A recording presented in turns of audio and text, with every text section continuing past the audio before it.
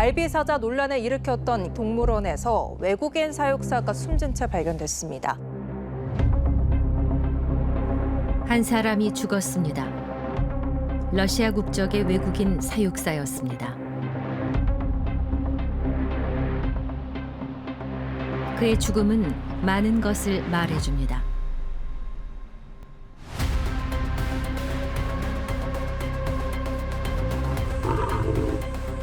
동물원에서 행해졌던 폭력, 억압, 거기에 숨겨진 욕망. 평생 콘크리트 우리 안에서 살다 죽어가는 이 동물들은 과연 우리에게 무엇을 말하고 있을까요?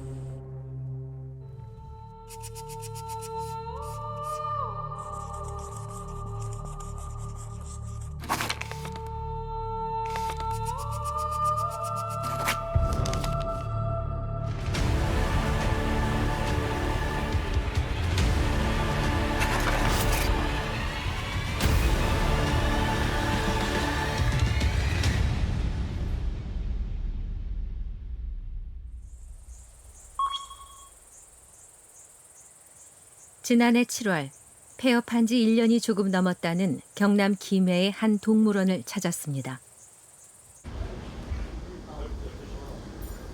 코로나19 팬데믹이 발발하기 전만 해도 매일 수백 명의 관람객이 찾아왔다는 사설동물원.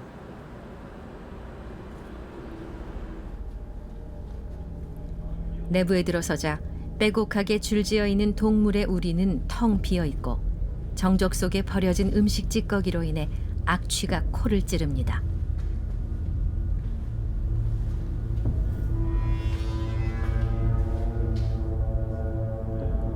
그런데 유리창 너머로 느껴지는 사람의 기척.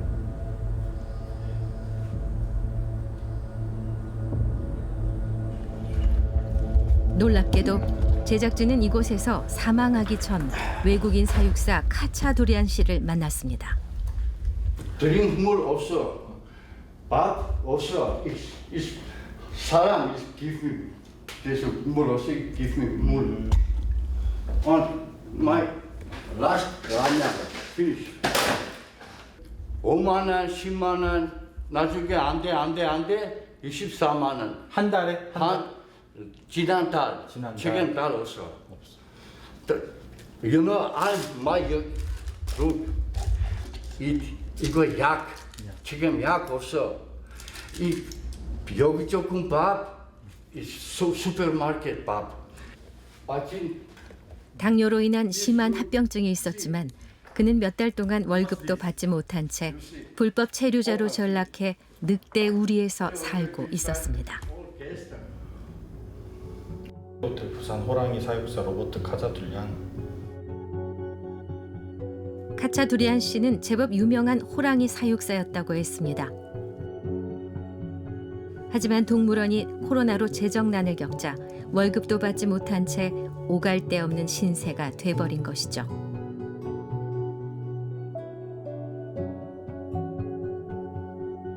그렇게 동물원에서 모든 걸 잃고 콘크리트 바닥에서 죽음을 맞이했던 카차도리안 씨.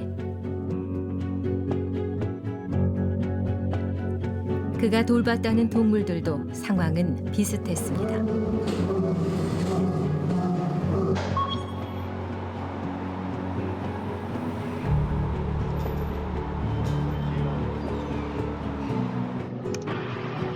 몸도 지탱할 수 없을 만큼 허약해진 다리.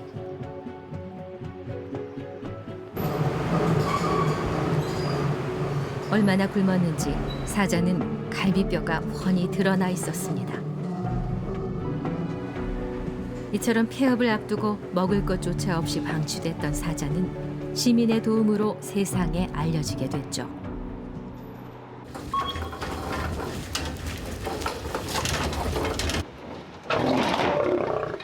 죽음의 문턱에서 겨우 목숨을 건지게 된 일명 갈비사자.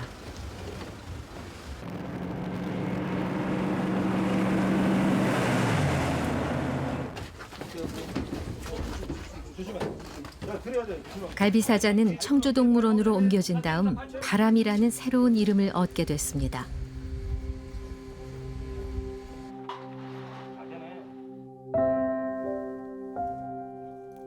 행복하길 바란다는 뜻의 이름 바람이. 하지만 동굴 속에 살았던 바람이는 쉽게 철창 밖으로 나오지 못했죠.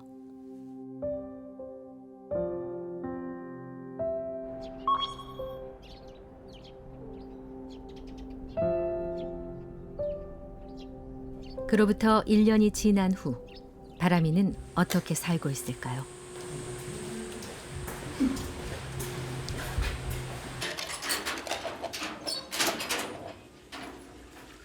하루에 한 번 주어진다는 바람이의 식사 시간.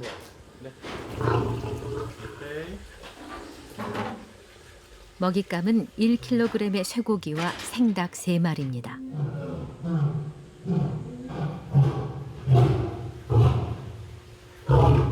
뭐?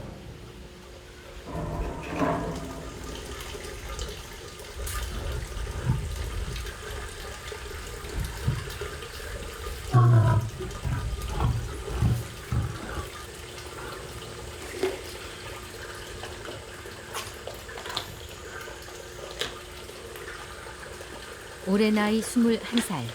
사람 나이로 치면 100살이 넘었지만 다행히도 식욕이 왕성하다는 바람이.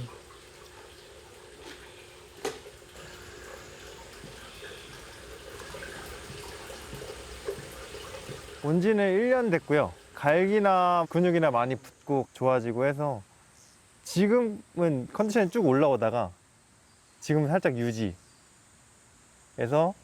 요새 살짝 조금씩 나이에 맞게 하락되긴 하는데 나이에 비해서는 아직 건강한 것 같아요. 체중도 30kg가량 늘었고 넓은 방사장도 생겼습니다. 짝으로 만난 14살 도도와도 잘 지내는 편이죠.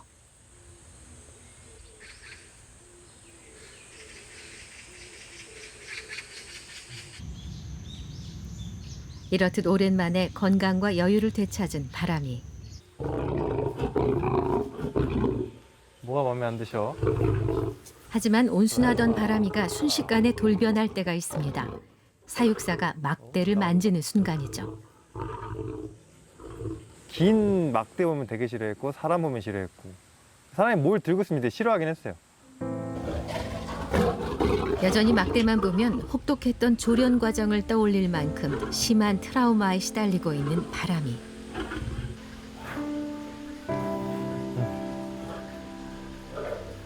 그렇다면 바람이는 그동안 어떤 삶을 살아왔던 걸까요?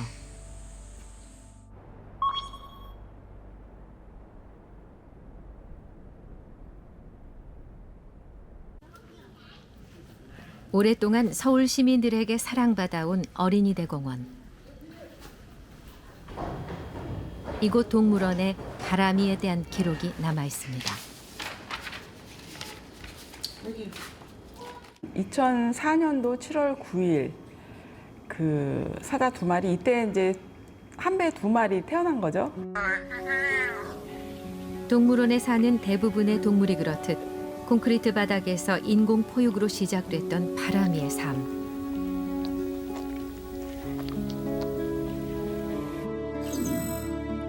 바람이는 2004년 여름 어린이대공원에서 숫사자와 암사자 초롱이 사이에서 쌍둥이로 태어났습니다. 이 중 한 마리가 죽고 바람이는 이곳에서 12살까지 살지만 개체수가 늘자 김해의 한 사설 동물원으로 분양되죠. 그 후 암컷 헤라를 만나 딸 구름이를 낳았지만 삶은 순탄치 않았습니다.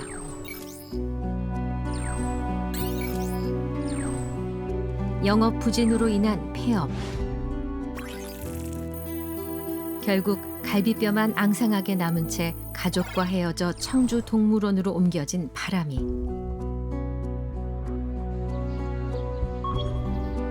아빠 사자인 바람이와 함께 살던 딸 구름이 역시 폐업과 함께 강릉의 한 사설 동물원으로 옮겨졌습니다.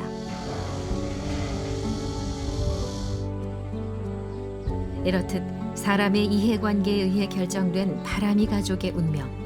비단 이것이 이들만의 문제일까요?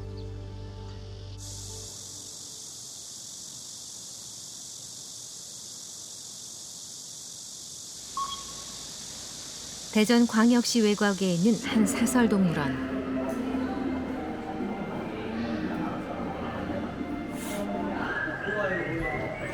내부로 들어서자 유리창 너머에 수많은 동물이 살고 있습니다.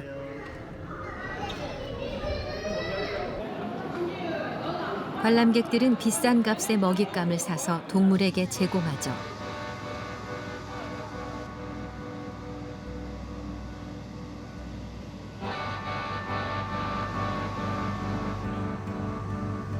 숨을 곳 없이 노출된 좁은 우리, 딱딱한 콘크리트 바닥.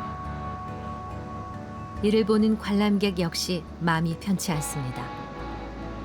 시멘트 바닥이기도 하고 활동 반경이 좀 좁다 보니까 정체에 비해서 답답할 것 같긴 한데. 어떤 점이죠? 제가 아는 이제 그 서울대공원 이런 데는 막 떠날 수 있잖아요. 동물원에 비하면 여기는 그냥 우리 안에 있으니까 좀 깝깝해 보이니까. 오늘날 우리나라의 산재에 있는 동물원의 수는 등록된 곳만 127곳. 이 중 29곳의 공영 동물원 외엔 대부분 사설 동물원이며 실내 전시 수준의 시설을 벗어나지 못하고 있는 실정입니다.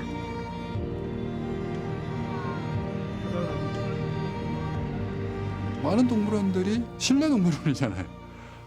뭐 바깥 바람도 없고 저 햇볕도 못 보고 흙 없는 거는 말할 것도 없고 이렇게 된 원인은 태생부터 우리가 발전시킨 게 아니었어요. 맨 처음 우리나라에서 생긴 동물원이 창경원이었잖아요. 1909년 일제는 창덕궁의 많은 전각을 허물고 우리나라 최초의 동물원인 창경원을 만듭니다. 순종을 위로한다는 명분이었지만 제국주의의 위상을 선전하려는 속셈이었죠.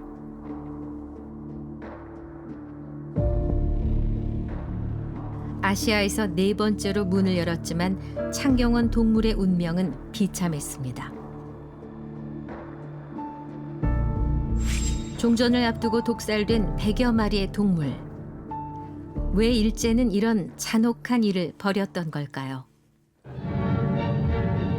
The leading B-29s found their objectives. Now, below us, 2차 대전이 막바지로 치닫던 1940년대 초반. 일본의 수도 도쿄는 미군 폭격에 의해 잿더미로 변하고 있었습니다.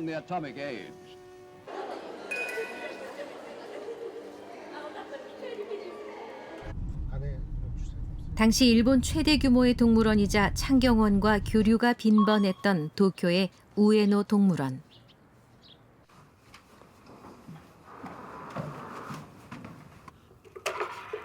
우에노 동물원이 걸어온 지난 100년의 역사. 그리고 그 역사 속에 숨기고 싶었던 진실.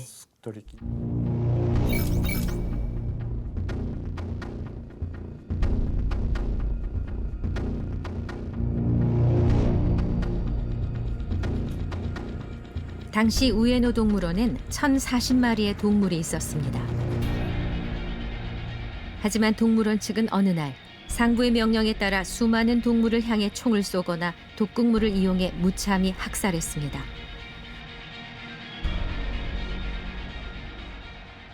まあこれを考えると例えば何らかの偶発的なことで逃げ出してしまったりとかそういうようなこと、があった場合には多くの被害を及ぼしますので、そういうことを防ぐような意味もあったんじゃないかと思いますね。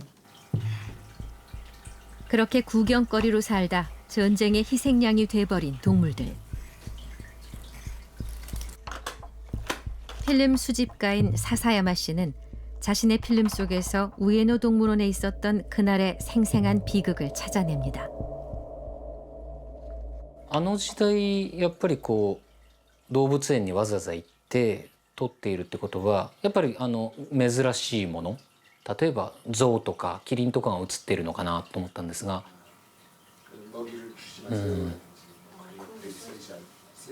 これが戦争中に残念ながら殺処分されてしまったライオンのアリとカテリーナの2頭ですね。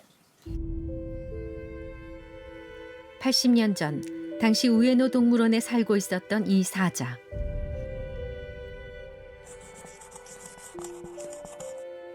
이 사자의 운명은 많은 사람들에게 슬픔을 안겨줬죠. 당시 우에노 동물원의 원장 직무대리였던 후쿠다 사부로 씨는 도쿄도 장관으로부터 맹수류 사살 명령을 받습니다. 그는 사자의 먹이에 독극물을 넣었지만 사자는 계속 토해내며 죽지 않았습니다.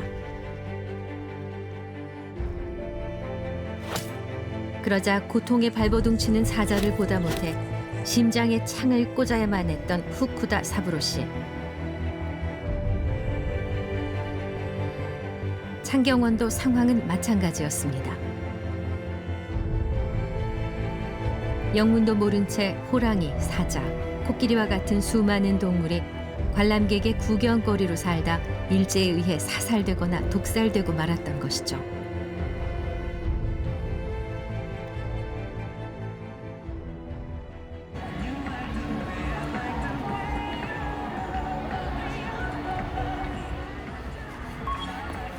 그로부터 80년, 동물원은 어떻게 달라졌을까요? 많은 사람이 찾는 놀이공원 옆에 조성된 한 공영동물원.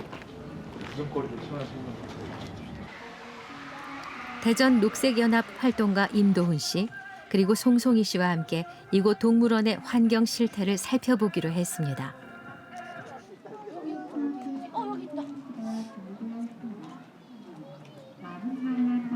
전혀 몸을 숨길 수 있는 곳이나 이런 곳이 없잖아요. 그런 데 자체에 대해서 이제 벌써 스트레스나 이런 것들이 있는 거죠.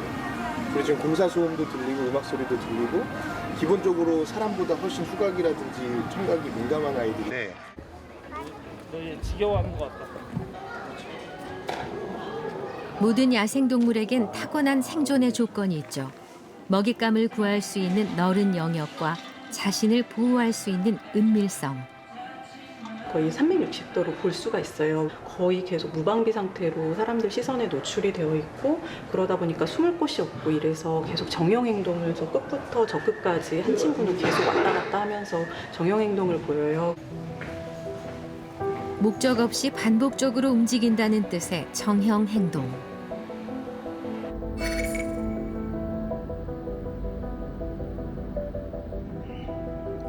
관람객들에겐 매우 활동성 있게 보일 수 있지만 사실 동물의 이런 행동은 심각한 정신질환 중의 하나입니다. 자기의 본성에 반하는 그런 환경에 노출되어 있다는 것을 의미하는 것이거든요. 그 동물은 어떤 의미에서 학대를 지금 받고 있는 것이죠.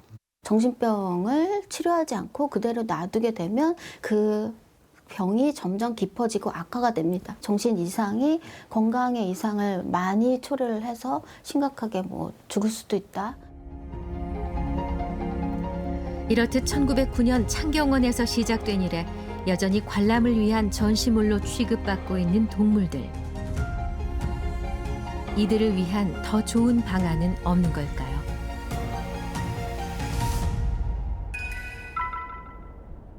남미의 작은 나라 코스타리카.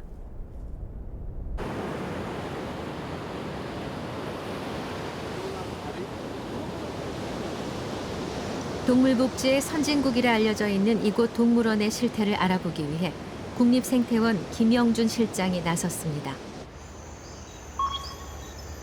103년의 역사를 갖고 있는 시몬 볼리바르 동물원.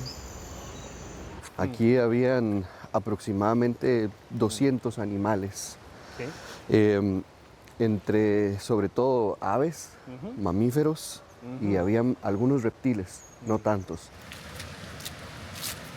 그러나 동물원은 어떤 동물도 없습니다. 이미 수개월 전에 폐쇄된 상태였죠.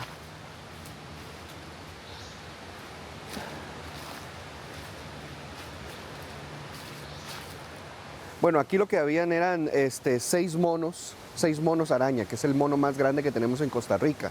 Este es uno de los recintos más antiguos que hay en el Simón Bolívar y era un recinto de fosa. Actualmente, en realidad, el recinto de fosa no se recomienda para este tipo de monos. 사람이 내려다볼 수 있도록 조성된 낮은 구덩이. 우리나라 동물원에선 흔히 볼 수 있는 동물에겐 매우 좁고 위압적인 환경입니다. 사실 이렇게 만들어 놓게 되면 사람들이 위에서 내려다보기 때문에 동물들에게 위압감을 주고 동물들은 스트레스를 많이 받을 수밖에 없고요. 또 하나는 이런 방식의 전시장에 사람들이 가게 됐을 때 사람들이 동물을 지배한다는 은연중인 어떤 느낌들을 받게 되기 때문에 사실은 이런 동물원이 갖고 있는 기능들을 제대로 전달할 수 없는 그런 문제들까지 연결이 될 수 있는 그렇게 좋지 않은 전시장이라고 생각이 됩니다. 그렇다면 코스타리카는 어떤 이유로 100년 넘게 지속되어 온 이 시몬 볼리바르 동물원을 갑자기 폐쇄하게 된 것일까요? 바로 코스타리카판 바람이라 할 수 있는 이 사자 키부. 키부는 17년 동안 이 철창 속에 살며 갈비뼈만 앙상하게 남은 상태였습니다. 17년 정도 이 콘크리트와 쇠창살로 되어진 이 공간에서 살게 되면서 흙도 한번 제대로 밟아보지 못하고 영양 상태가 계속 안 좋아지자 사회적으로 이 친구를 좀 구조를 해야 된다라는 좀 논의가 좀 있었고 그러면서 키부라는 개체에 대해서 사람들이 알게 되고 동물원에서 동물들을 어떻게 다뤄야 되는가에 대한 고민을 하게 되는 그 시점이 됐던 동물 같고요.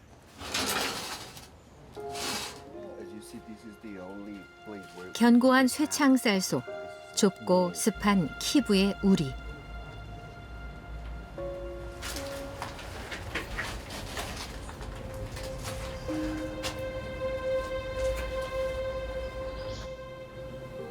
와, 이 좁은 공간에서 사자가 숨을 수 있었다라는 것도 신기하지만 17년간 이 좁아터진 우리에서 살았어야 된다는 걸 생각해보면 정말로 마음이 아픕니다.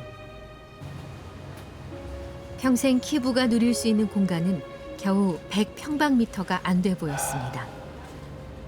위에는 여기는 밝지만 밑에가 어두운 거는 여기 사자가 17년 동안 여기 살면서 몸을 여기다 부비면서 기름 같은 게 묻은 흔적이거든요. 결국 키부 학대에 대한 여론이 들끓자 코스타리카 정부는 작년 이 동물원을 폐쇄하기로 결정하죠. 시몬 볼리바르 동물원은 코스타리카의 마지막 공영 동물원이기도 했습니다.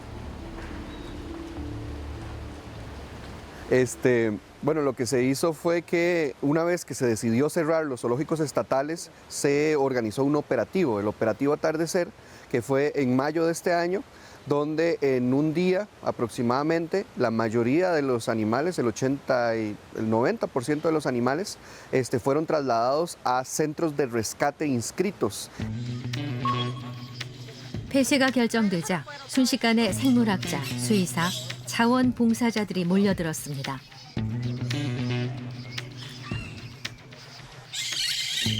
그리고 200마리가 넘는 조류, 파충류, 포유류의 건강을 즉각 체크한 뒤 더 나은 환경으로 옮겼죠.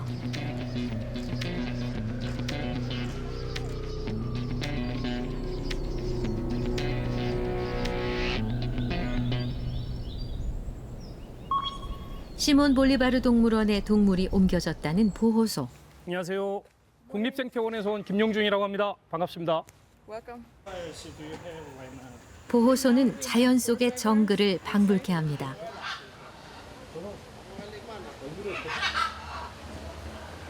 이구아나와 같은 동물이 원하는 곳으로 자유롭게 이동할 수 있도록 관람객과의 사이엔 어떤 벽도 없죠.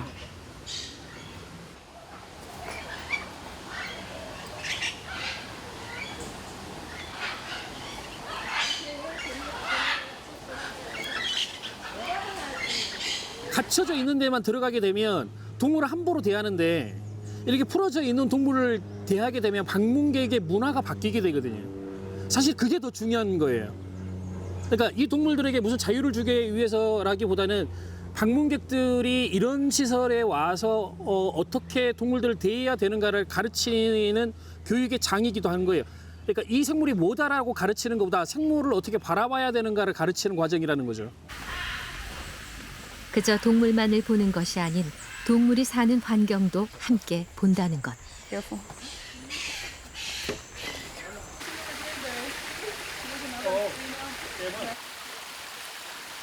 제규어입니다. 주로 남미에 서식하는 사나운 맹수죠.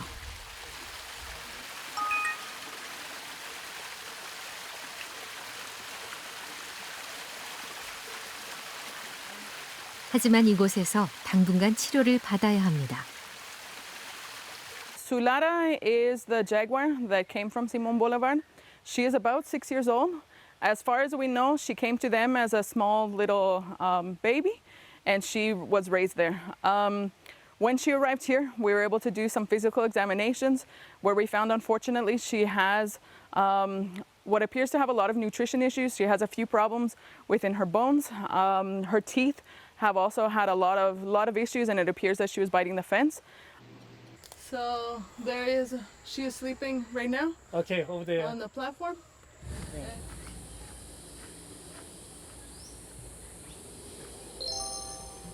제규어처럼 시몬 볼리바르 동물원에서 온 이 나무늘보 역시 오랜 시간 치료를 받아야 될 만큼 좋지 않은 상태였습니다.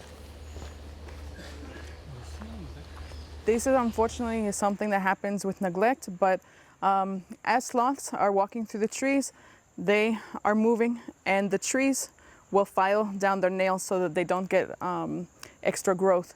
And unfortunately, it was living in a space where it didn't have a lot of area to move around. 갈고리처럼 생긴 발톱으로 나무를 붙잡고 살아가는 나무늘보. 하지만 이 녀석은 좁은 우리 안에서 거의 움직임이 없었기에 닳지 않은 발톱이 생사를 파들어가고 있었습니다.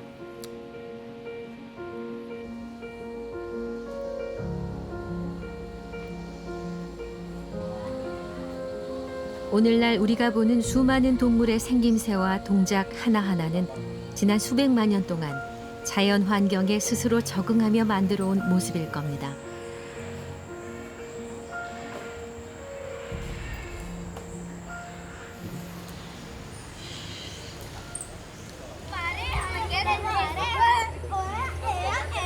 그래서 그저 동물만을 보는 것이 아닌 동물을 통해 자연을 보고 자연을 통해 동물을 볼 수 있도록 시야를 넓혀주는 것은 아이들에게 매우 중요한 교육이죠.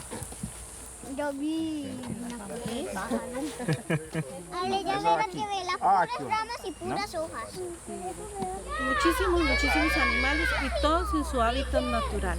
Entonces es muy importante que los niños aprendan y conozcan cómo cuidar el medio ambiente, cómo cuidar el bosque para que nuestros animales puedan seguir disfrutando de su hábitat natural. 프랑스의 오래된 도시 리옹.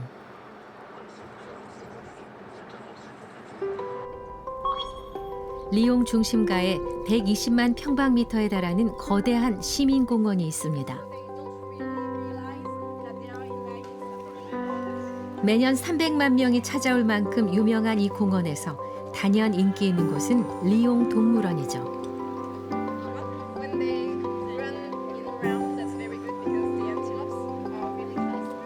하지만 관람객들이 쉽게 볼 수 있는 동물은 많지 않습니다. Et est-ce que vous avez trouvé c'est difficile quand même de voir les animaux ou ça... Non, ça va. Après, quand ils n'ont pas envie, ils n'ont pas envie. Ils ont le droit de ne pas avoir envie aussi. Hein. Mais c'est vrai qu'on sait bien quand on peut les voir. Ça fait toujours plaisir. 66종, 400여 마리가 살고 있지만 숲에 숨어 살기에 좀처럼 눈에 띄지 않는 동물들.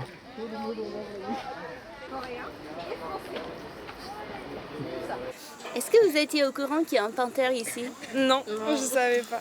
Avant de l'entendre, je ne savais pas. Un petit peu quand même, certains. Par exemple, les singes. Les singes étaient cachés, ils n'avaient pas envie de sortir à notre place de lac.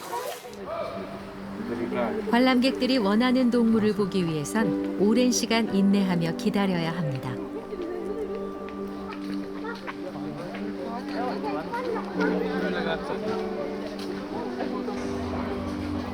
이처럼 관람객 우선이 아닌 동물의 서식 환경을 먼저 생각해 조성한 리옹 동물원. Avant les années 2000, le parc zoologique de Lyon était un zoo vétuste, avec beaucoup d'installations qui dataient des années 1950-60. Et en 2000, les élus de la municipalité ont décidé de changer le cap. Ils ont décidé de faire ce zoo, un parc zoologique moderne, engagé dans la conservation. Et donc pour ce faire, il fallait changer les espèces hébergées et changer donc les bâtiments. Ça allait en même temps.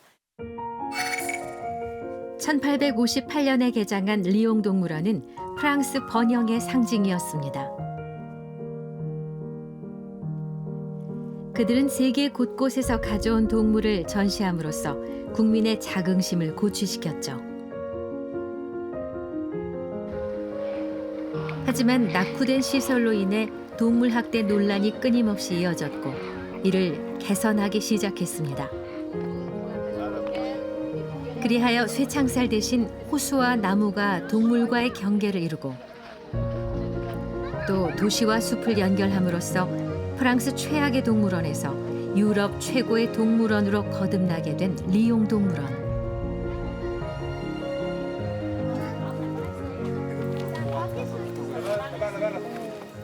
De ce groupe de zoos-là qui partagent 3 missions principales qui sont d'une part la conservation des animaux in et ex situ, donc c'est-à-dire chez nous, hors de leur milieu naturel et dans leur propre milieu naturel, la recherche scientifique et la sensibilisation des publics.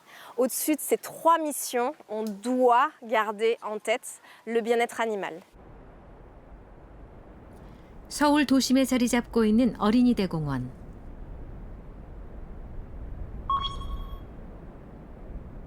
(1970년대에) 조성된 서울 어린이대공원은 그동안 많은 시민들의 사랑을 받아왔습니다. 하지만 이곳 동물원 역시 오락 기능에서 동물 보존과 교육 중심으로의 변화를 시도하고 있습니다. 리옹 동물원도 저희 어린이대공원하고 비슷한 상황이었었거든요. 거기도 열악한 상황이었었다가 이제 동물 중심으로, 동물 복지 중심으로 거기도 많이 바꿔가고 있고 현재 또 그렇게 바뀐 걸로 알고 있습니다. 이제 거기랑 MOU를 맺게 된 거고 또 거기서 많은 자문을 받아서 저희들도 하나하나 이렇게 바꿔 나가려고 하고 있고요. 시민들에게 가장 인기가 많다는 동물 코끼리.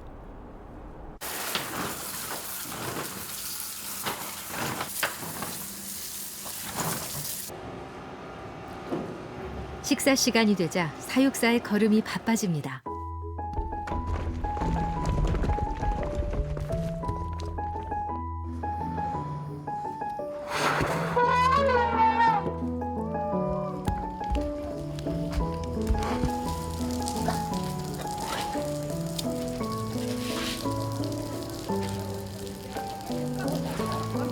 어미인 캄순이와 올해 7살 된 아들 코리는 엄청난 대식가들이죠.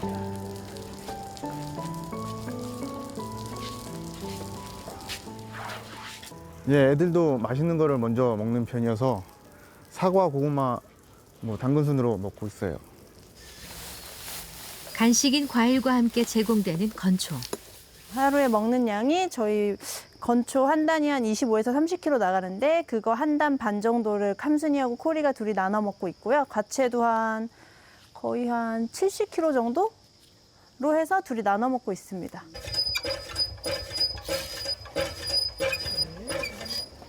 건초는 바구니에 담아 4m가량 높은 곳에 매달아둡니다.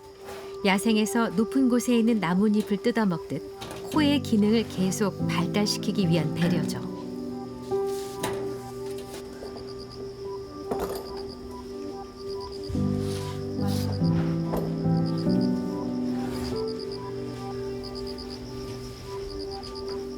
비록 넓은 초원이 아닌 좁은 공간이지만 최대한 야생의 본능을 잃지 않도록 노력한다는 사육사들.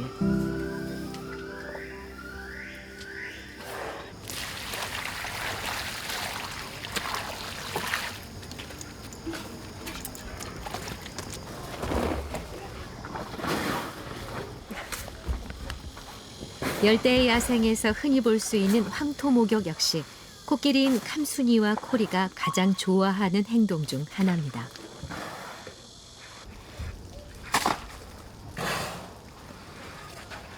자외선이나 저희 해충들 때문에 피부를 보호하기 위해서 저렇게 저희가 황토를 넣어주면 아이들이 황토 목욕하면서 바로 피부에 안 닿게 진흙으로 덮어주기 때문에 지금 그렇게 해주고 있습니다.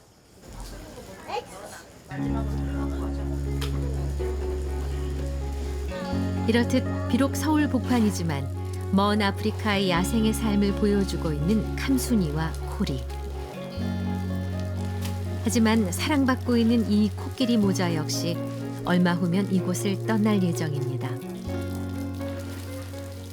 캄순이하고 코리는 조만간 지방에 있는 전주동물원으로 이전할 예정입니다. 그 이유는 저희가 이 공간이 제한이 있다 보니까 두 마리 코끼리를 좀 더 건강하게 넓은 공간으로 저희가 제공을 해주기 위해서 과감하게 전주동물원으로 보내기로 결정을 했습니다. 저희 어린이대공원이 73년도에 개원을 했고 75년도부터 코끼리를 길렀는데 이제는 이제 코끼리가 어린이대공원에서 마지막이고 서울에서도 마지막 코끼리가 되는 거죠. 삼촌 가. 삼촌. 코끼리를 각기 다른 차에 싣고 전주까지 운반하려면 분리 훈련이 필요합니다. 이 훈련이 끝나면 모자는 전주로 이동할 것이고 서울에선 더 이상 코끼리를 볼 수 없게 됩니다.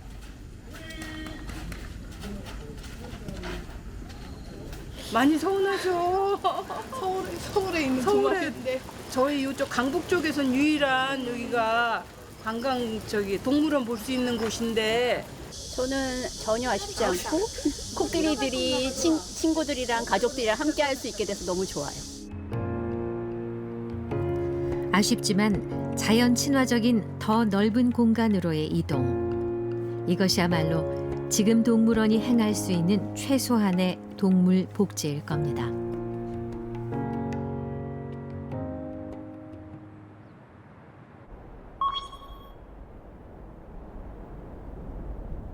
그렇다면 마지막 공영 동물원마저 폐쇄해버린 코스타리카는 동물원에서 사육된 동물의 미래를 위해 어떤 준비를 하고 있는 걸까요?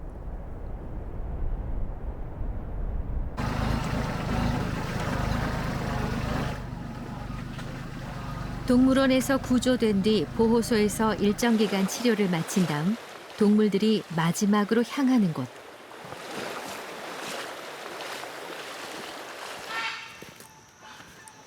그곳은 도심과는 한참 떨어진 원시 상태의 깊은 숲입니다.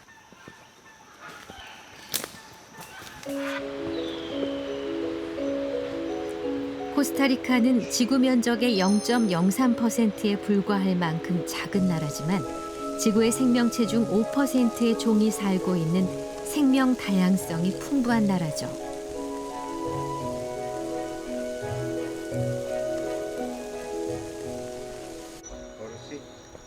숲 한가운데 자리 잡은 방사장.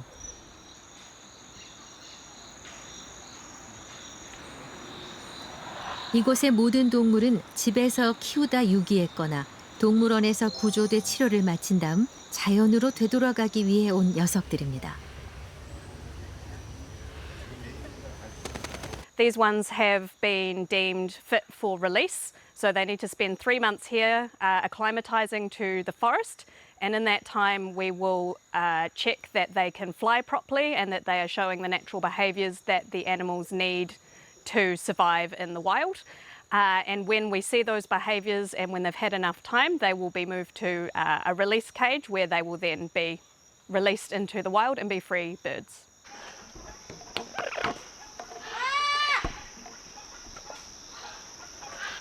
먹이 하나하나도 녀석들이 앞으로 살아야 할 야생의 습성을 고려해 제공되죠.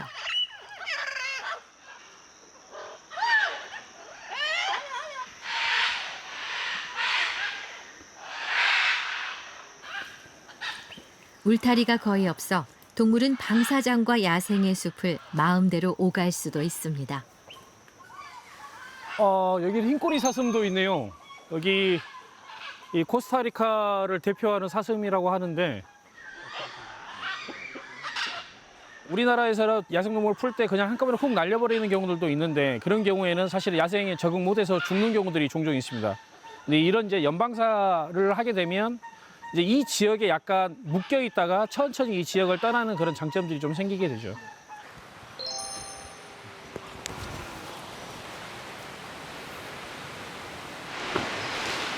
이렇듯 야생과 거의 구분되지 않을 정도의 조건을 제공함으로써 자연스럽게 바깥 생활에 적응할 수 있도록 도와주는 방사 방식입니다.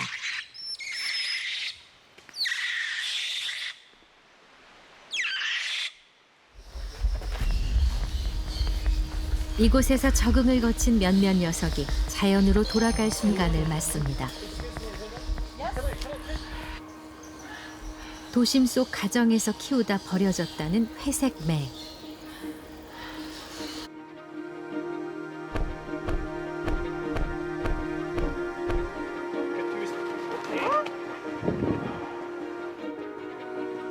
무지개 왕부리 새도 마침내 자유를 얻습니다.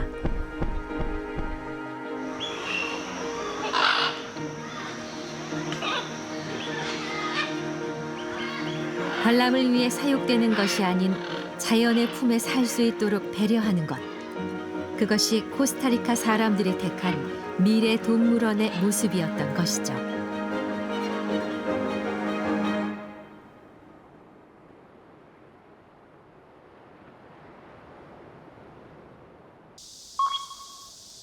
지난 여름 강릉의 한 사설동물원에서 오랜 시간 홀로 지내던 구름이에게도 기다리던 순간이 찾아왔습니다. 마침내 아빠 사자인 바람이와 만날 때가 된 것이죠. 컨디션 좋아요. 지금 이제 마취 전이고요. 좀 이따가 이제 9시에 마취를 시작을 하면은 뭐 간단한 건강검진 하고 나서 트럭으로 옮겨서 청주로 출발을 할 겁니다.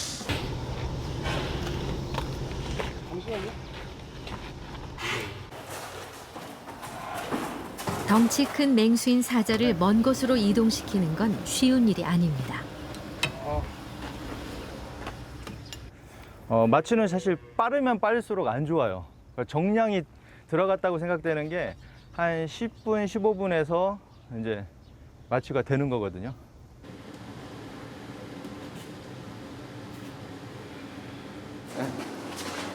장정 너댓 명이 힘을 모아야 겨우 들 수 있을 만큼 훌쩍 자란 사자 구름이.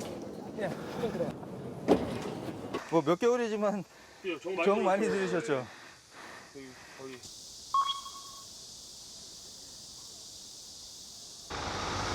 마침내 강릉에서 5시간을 달려 청주동물원에 도착합니다.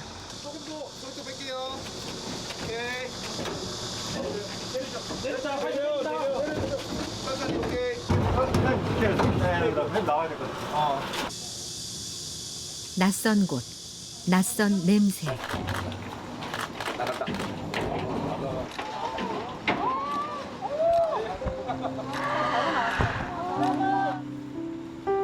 몇 년 만에 단단한 콘크리트 바닥이 아닌 흙을 밟아봅니다. 그리고 이곳에서 헤어진 지 1년 반이 지나서야 아빠 사자 바람이를 만납니다.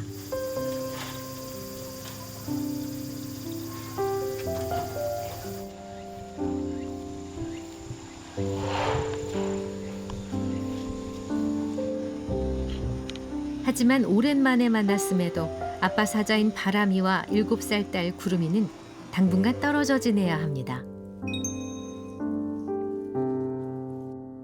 오랜 시간 떨어져 있었고 더군다나 인공포육으로 수정이 되잖아요. 그러면 아마 거의 부개체, 모개체랑 떨어져 있다고 봐야 되니까 태어나자마자 거의 몇 주령 후에 아마 바람이 딸을 빼냈을 거고 거기서 사람의 손을 탔기 때문에 제가 봤을 때는 바람이를 알아볼 수 있다는 근거는 많이 부족하죠. 합사를 위해선 앞으로 몇 달의 시간이 더 필요할 겁니다.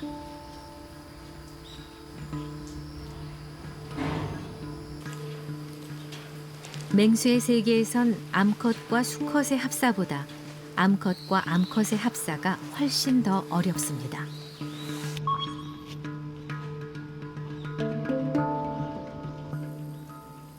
잠시도 경계심을 늦추지 않은 암컷 구름이와 또 다른 암컷 도도.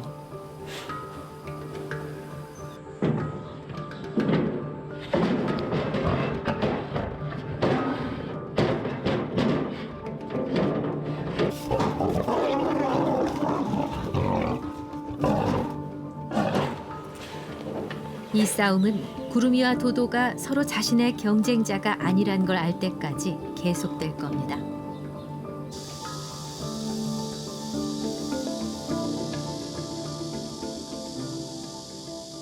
바람이도 잘 적응했듯이 바람이 딸도 잘 적응해서 최종 목표인 모두가 합사가 돼서 바람이가 지금 보이는 그런 평온함을 바람이 딸도 좀 세 마리가 같이 무리 지어서 좀 느꼈으면 좋겠습니다. 갈비뼈 사자로 구조됐던 바람이. 바람이가 걸어온 가난한 가족사 속에 우리 동물원의 슬픈 현실이 담겨 있습니다.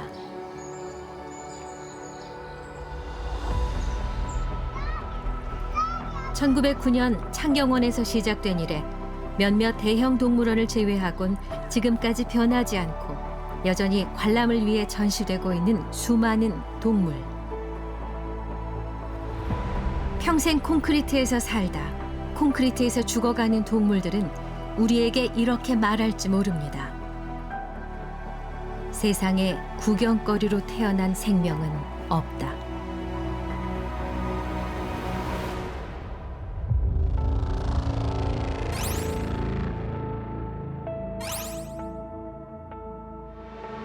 키우기 힘들잖아요. 그런 체험동물원에 있다가 밖으로 버려지는 거죠.